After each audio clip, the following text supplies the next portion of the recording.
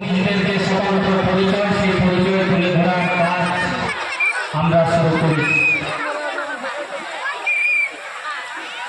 অর্থাৎ আমরা ভূমিজরা যেগুলো এতদিন পর্যন্ত আমরা সচরাচর জানতাম না বা জেনেছিলাম না, সেই বিষয়গুলো আপনাদের সকলের অবগতির জন্য, আগামী প্রজন্মের অবগতির জন্য, জাতি সত্তাটাকে টিকিয়ে রাখার জন্য, জাতির ইতিহাস জানার জন্য ভারতীয় আদিবাসী ভূমি সমাজ নিরলস প্রয়াস চালাচ্ছে, নিরলস কর্মসূচি চালাচ্ছে।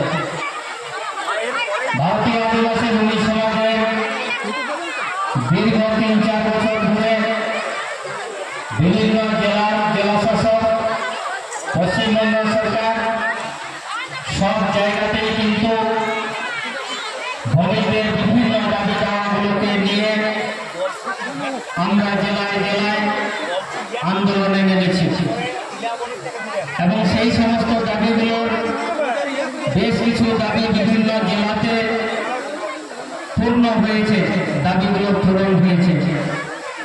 আপনারা কিছুদিন আগে দেখেছেন যে ঝাড়গ্রামে কিষাণ মান্ডিতে যে সারুল হলো, এই কিষাণ মান্ডিতে সারুল হওয়াটা কিন্তু আমরা ডিএমের কাছে, ঝাড়গ্রাম ডিএমের কাছে দাবি রেখেছিলাম, আর সেই ভিত্তিতে ওই জায়গাটি আমরা পেয়েছি। অতএব সেই দিন প্রতি বছর আমরা সেখানে সারুল করব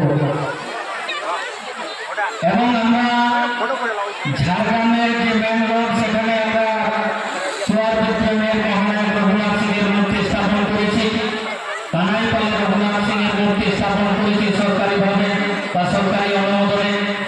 তো এরকম বিভিন্ন দাবি দেওয়া যেগুলো আমরা সরকার থেকে কিন্তু পেয়েছি, সে সমস্ত কাগজও আমাদের কাছে আছে, মুখে বলছি তা কিন্তু নয়। ফলে আমি আপনাদের কাছে দলিতভাবে অনুরোধ রাখবো যে ভারতীয় আদিবাসী ভূমি সমাজ অর্থাৎ আপনি ভূমিজ, এই ভূমিজ হিসাবে লড়াই করার চেষ্টা করুন, ভূমিজ হিসাবে নিজেদের আত্মপরিচয় সরকারের কাছে তুলে ধরার চেষ্টা করুন, সংঘবদ্ধ হবেন, ঐক্যবদ্ধ হবেন, সংহতি বজায় রাখবেন এবং এই যে বৃহৎ সামাজিক সংগঠন ভারতীয় আদিবাসী ভূমি সমাজ তার হাতকে শক্ত করবেন, বিভিন্ন দাবি আদায়ে সামিল হবেন, সরকারি সুযোগ সুবিধা পেতে আপনারা সামিল হবেন এবং ইতিপূর্বে আপনারা যে হয়েছেন তার প্রমাণও আছে। ভারতীয় আদিবাসী ভূমি সমাজের নিরলস আন্দোলনে বিভিন্ন জেলার কর্মসূচিতে বিভিন্নভাবে সরকারকে অবগতির মাধ্যমে আমরা একটা ভূমি উন্নয়ন পর্ষদ বোর্ড লাভ করেছি।